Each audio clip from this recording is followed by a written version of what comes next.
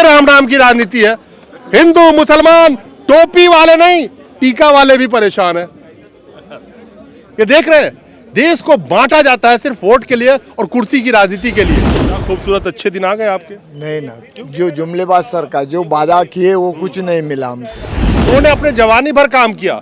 मुझे तो राम नाम की बड़ी राजनीति होती है तो मुझे तो वही राम नाम याद आता है कि रामचंद्र कह गए सिया से ऐसा कलयुग आएगा, और जवानी भर घिस के काम किया इन्होंने, अब बुढ़ापा जंतर मंतर पे चिल्लाएगा। इन सब में से बहुत सारे लोगों के बच्चे बेरोजगार भी होंगे, और ये कहे ना कहे, हकीकत यह है कि उसी पेंशन के सहारे इनकी घर चल रही होगी, चाहे 1000 रुपए ही सही, एक वक्त का रोटी ही खाते होंगे कि बड़ा अच्छा कर रहे हैं, प्राइवेट कर रहे हैं। हालांकि पढ़े लिखे तो होते नहीं है, सरकारी नौकरी उनको तो मिलने वाला है नहीं, तो अंगूर नहीं मिले तो अंगूर खट्टे हैं, ये वाली बात होती है। लेकिन लॉजिक देंगे, जहां पे 100 लोग काम कर रहे थे रेलवे के एक डिपार्टमेंट में, अच्छा कर रहे हैं, रेलवे को प्राइवेट कर रहे हैं, ताकि वहां पे 10 लोग ही काम करेंगे और खर्चा कम हो जाएगा।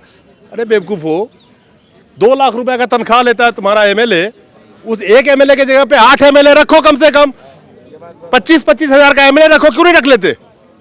एक एमपी की तनख्वाह 5 लाख रुपए मिलती है महीने की, अगर तो उसकी जगह पे 5 एमपी बना दो उस एरिया के, कम से कम लोगों को एक नहीं, 2 नहीं, तीसरा नहीं, चौथा तो दिखाई देगा। ये लॉजिक नहीं चलेगा। इसको हमारे पास में आएंगे तो हम बोलेंगे कि 1000 रुपये में तुमने हमको 8 साल 10 साल घुमाए, अब तुम चले जाओ, तुम्हारा काम हो गया, जय श्री राम। तुम्हारा काम हो गया, जय श्री राम, ये तो कह रहे हैं, लेकिन जिनको जाने के लिए कह रहे हैं वो जाने के बावजूद भी शानदार घर इसी जनता के पैसे से, जो नमक खरीद रहे होंगे 1000 रुपए में, उसी पैसा से शानदार घर। लेकिन अभी भी ये सरकार जागरूक नहीं, ये भांडवलदारों की सरकार है, कारपोरेट की सरकार है, उसके हिसाब से चलती है, इनके हिसाब से नहीं चलती। 8वें साल में समझ में आया। वो तो है कि दोस्तों नमस्कार।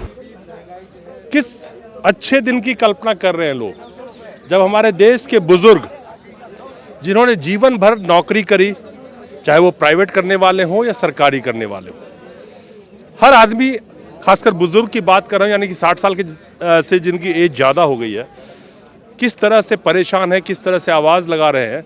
क्या यही अच्छे दिन थे इस देश में, खास करके 60 साल से ज़्यादा उम्र वालों के लिए? क्या इसी अच्छे दिन की बात करते थे मोदी जी? आज हमारे साथ हज़ारों के तादाद में बुजुर्ग बैठे हुए जो सब 60 साल से ऊपर के हैं। मैं ऊपर की बात करूं, कोई 80 के भी होंगे, कोई 75 के भी होंगे, कोई 70 के भी होंगे। और इनका जो मुद्दा है ईपीएससी पेंशनर यूनाइटेड एक्शन कमेटी, ये भी पेंशन के लिए परेशान है। आपको ओपीएस वाले को दिखाया, एनपीएस वाले जो उसके खिलाफ जो कर रहे हैं, आज ये बैठे हुए हैं। आखिर आप लोग क्यों बैठे हुए हैं यहाँ पे, और क्या वजह है कि उम्र के इस कगार पे आके यहाँ पे बैठे हुए हैं? हम इस वजह से बैठे कि हमने ज़िंदगी भर कमाई की और हमारे बुढ़ापे के वास्ते सरकार के पास जमा किया पैसा, हमारे पगार में से हम पेंशन के वास्ते पगार जमा किए, पेंशन जमा किए कि भाई बुढ़ापा अच्छे में जाए। लेकिन सरकार 1000 रुपये दे रही है। आप सोचो कि 1000 में जोरो मर्द दोनों का 1000 में क्या होगा? गैस भी 1000 में 1100 लगते हैं, महंगाई डायन खा रही है, बेकारी बढ़ रही है, हमारे बच्चे हमको पाल नहीं रहे हैं, और 1000 में कैसा होगा? इस वास्ते हम यहाँ आंदोलन करने लोकशाही मार्ग से हर साल आते। 2 साल गए हमारे कोरोना की वजह से, लेकिन अच्छे दिन की इन्होंने बात की थी। उन्होंने 3000 महंगाई 90 दिन के अंदर देते उनके विश्वास दिया था, जावड़ेकर ने, गडकरी ने, हंसराज अहिर ने, लेकिन सब ने बेईमानी की। अरे कहाँ से आए आप? हम अकोला से आए, महाराष्ट्र से आए। इन्होंने एक बात बड़ी अच्छी बोली है कि हमारे बच्चे भी आज के वक्त में करीब करीब 800 जो है ओल्ड एज होम्स है, यानी कि वृद्धा आश्रम कह लीजिए जिसको, और जिस नीति के तहत चल रही है आज की डेट में मौजूदा सरकार, मुझे लगता है कि कुछ ना करे तो 8000 वृद्धा आश्रम जरूर बनवा दें। क्योंकि आज के वक्त में जो मौजूदा वक्त चल रहा है, जब बच्चे की शादी होती है वो अपने गृहस्थ जीवन में इतना व्यस्त हो जाता है, और हकीकत भी ये है कि उसको अपने बच्चे पढ़ाने के लिए पैसे नहीं बचते शायद। उस वक्त में इन्होंने अपने जवानी भर काम किया। मुझे तो राम नाम की बड़ी राजनीति होती है तो मुझे तो वही राम नाम याद आता है कि रामचंद्र कह गए सिया से ऐसा कलयुग आएगा, और जवानी भर घिस के काम किया इन्होंने, और बुढ़ापा जंतर मंतर पे चिल्लाएगा। ये राम नाम की राजनीति है। हिंदू मुसलमान टोपी वाले नहीं, टीका वाले भी परेशान है। ये देख रहे हैं, देश को बांटा जाता है सिर्फ वोट के लिए और कुर्सी की राजनीति के लिए। क्या हम उम्मीद करते हैं जिस भारत की संस्कृति और सभ्यता कहती है कि इस देश में बुजुर्ग और गुरु का सम्मान सबसे सर्वोपरि माना जाता है, उन बुजुर्गों का हालत देख लीजिए। आप कहाँ से आए हैं? महाराष्ट्र से विदर्भ, महाराष्ट्र विदर्भ से। विदर्भ से। ये क्या खूबसूरत अच्छे दिन आ गए आपके। नहीं ना, जो जुमलेबाज सरकार जो वादा किए वो कुछ नहीं मिला हमको। जिसने वादा किया कि आपकी पेंशन बढ़ेगी कोशियारी कमेटी के वजह से 3,000 प्लस महंगाई भत्ता, अब 90 दिन में सरकार आने के बाद करने वाले थे। वैसा हमको आश्वासन दिया था प्रकाश जावड़ेकर भाजपा के, वो बोल रहे थे कि मैं ईपीएस से पेंशनर का प्रवक्ता हूँ, हमारी सरकार आई तो हम 90 दिन के अंदर तुम्हारी कोशियारी कमेटी के सिफारिश से 3,000 रुपये प्लस महंगाई भत्ता देंगे। लेकिन अभी 900 दिन हो गए, अभी भी जुमलेबाजी चल रही है। हम राह देख रहे हैं कि हमारी भूख कब मिटती। बुढ़ापे में राम राम जपना था, पेंशन पेंशन जप रहे हैं जंतर मंतर पे बैठ के। लेकिन सीरियस नोट पे आज के वक्त में जिस दौर से, खासकर बेरोजगारी के दौर से भारत गुजर रहा है, उस दौर में इन सब में से बहुत सारे लोगों के बच्चे बेरोजगार भी होंगे। और ये कहे ना कहे, हकीकत ये है कि उसी पेंशन के सहारे इनकी घर चल रही होगी, चाहे 1,000 रुपए ही सही, एक वक्त का रोटी ही खाते होंगे। जो 23 करोड़ जनता भारत में एक वक्त का रोटी खा के सोती है, आंकड़ा देखा था ना, उस 23 करोड़ में इन जैसे लोग भी होंगे कई, जिन्होंने जवानी का खून जला करके इस भारत को बनाया था, और जिन्होंने जवानी की खून जलाई होगी सन 90, सन 75, सन 80, ताकि 2022 में बैठ के अपने बुढ़ापे के अंधकारमय जीवन को इस तरह से महसूस कर सके। आप कहां से आए हैं? यवतमाल, विदर्भ से। विदर्भ से। अच्छे दिन देखो आपके कितने चमक रहे हो आप, अच्छे दिन तो चल रहे हैं ना। तो ऐसा नहीं है, मेरा कहने का मतलब है कि आज जितनी भी बेरोजगारी बढ़ी है, ऐसी बढ़ी है बेरोजगारी कि जैसे समझा कोई भी इंडस्ट्रीज है वो उन्होंने पॉलिसी ऐसी करी, यहाँ अपने को 100 आदमी लगते हैं, वो 10 ही भर रही है, 90 लोग बेकार हो रहे हैं। इन लोगों ने 90 लोगों को काम क्या देना और क्या करना, और ये जो जिम्मेदारी है सरकार अपनी निभा रही नहीं। इन 90 लोगों के हाथ में किसी न किसी राजनीति, जो युवा है ना खास करके, आपके भी घर के होंगे, राजनीति का झंडा किसी पॉलिटिकल पार्टी का झंडा पकड़ाओ और सोचो अब वो आईटी सेल में लगाओ, जो हम आप लोगों को दिखाए तो हमको गाली दे। ये नौकरी है, 100 रुपए का नहीं है, गाड़ी देने का नहीं है। आप नहीं दोगे, आप तो परेशान हो, समझ रहे हो। परेशान का नहीं बोल रहा हूँ कि हमारा छोड़ो, हमारा तो आप गए भी रहे, पर लेकिन एक बात है कि जो युवा है उनके लिए क्या है, और बाकी के और भी उनको क्या है। आज भी कितना है युवा है भटक रहा है, उनको कोई हिसाब नहीं। अब हमारा पेंशनर जो करे है, ये पेंशन जो है आज जो भी 1,000 रुपये बोल रहे हैं, ये पेंशन बहुत कम है, कुछ उसमें अब कुछ भी बचता नहीं। 1,000 रुपए पेंशन, आपका मेडिकल का खर्चा होगा, कितने लोग मेडिकल पे टिके होंगे, दवाई का खर्चा होगा, 1,000 रुपए के नमक के बराबर कमाए। 1,000 रुपए है क्या चीज आज के रेट में? कुछ नहीं आती है, रोजी नहीं होती है। तनख्वाह तो भी कुछ थी वहाँ हमारे जमाने में, वो लेकिन तनख्वाह नहीं थी, उस तनख्वाह में गुजारा हो जाता था। काय का गुजारा, बच्चा पढ़ाना, सब करना कैसा। अब क्या हो रहा है? आपकी पेंशन 1,000 में कुछ नहीं होता है अभी। अभी देखो, फिर अब तो कुछ नहीं होता है। 1,000 रुपये बात बताऊँ आपको मैं, नहीं, 1,000 रुपये में कुछ नहीं होता अभी। कुछ नहीं होता। हाँ, तो सब जानते हैं 200 रुपए लीटर तेल मिलता है, 1,100 का गैस मिलेगा, क्या होगा 1,000 रुपए? नहीं, हम जंतर मंतर में 3-4 बार आ गए अभी तक, हर वक्त कोई कुछ नहीं कर रहा है हमारा।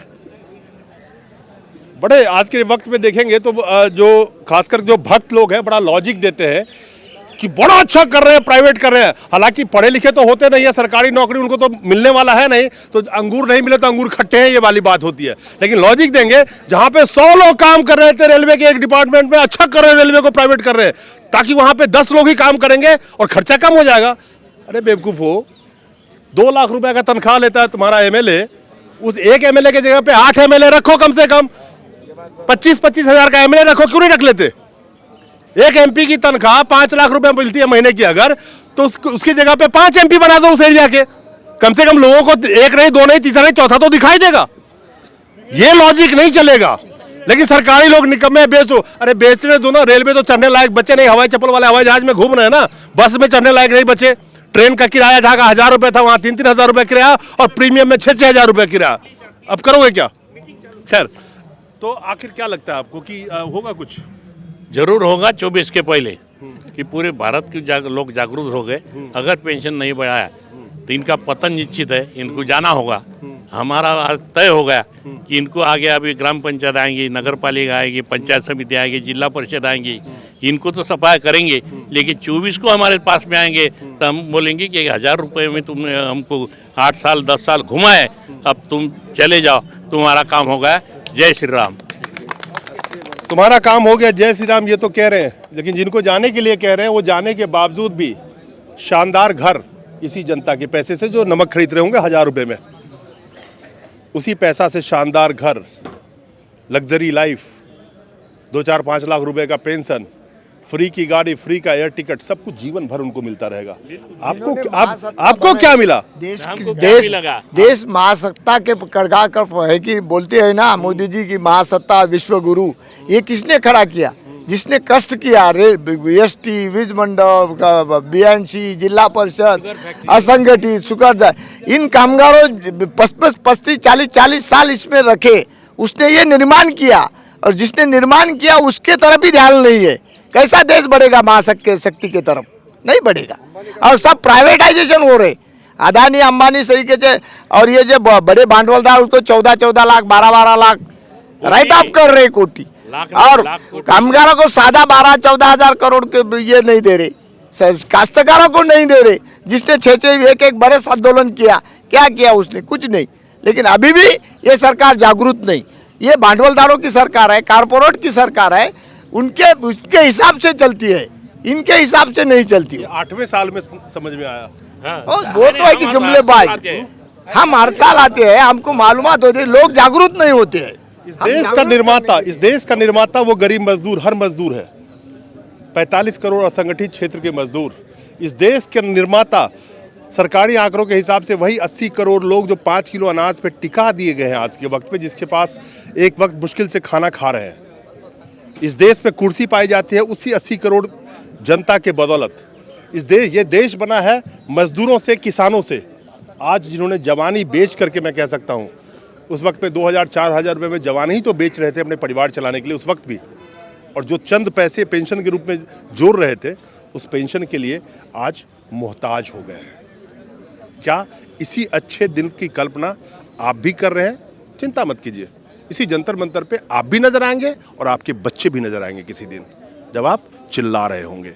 आज समझ में ना आ रहा हो, नया पेंशन, न्यू पेंशन स्कीम जिसको एनईपी बोलते हैं, या नेशनल पेंशन स्कीम एनपीएस, 2004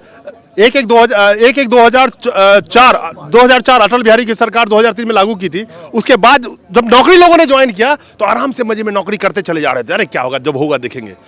आज जब सारे लोग रिटायर हो रहे हैं तब सर पकड़ के बैठे हैं कि अब क्या करूं। अब जाके इसी जंतर मंतर पे आवाज लगाने आते हैं, वो भी 67 लाख करीब ये लोग, करीब उनको दोनों को जोड़ दीजिएगा तो 1 करोड़ से ज़्यादा उस स्कीम के अंदर में वो भी आ रहे हैं, और आगे भी रिटायरमेंट होके आने वाले होंगे। तो कम से कम 2.5 से 3 करोड़ ये लोग, मैं इनकी बात कर रहा हूँ, चाहे ईपीएस वाले हों, चाहे नॉर्मल ओपीएस और एनपीएस वाले हैं, आज सब चिल्ला रहे हैं। क्योंकि जब तक पड़ती नहीं है ना सर पे, तब तक समझ में नहीं आता। उनको भी समझने में ना 18 साल लग गए, जब नौकरी रिटायरमेंट का टाइम आ गया तब 2004 के बाद से। सोचिएगा, बारी आपकी भी जल्दी आएगी। इसी जंतर मंतर में मिलेंगे आपसे। नमस्कार।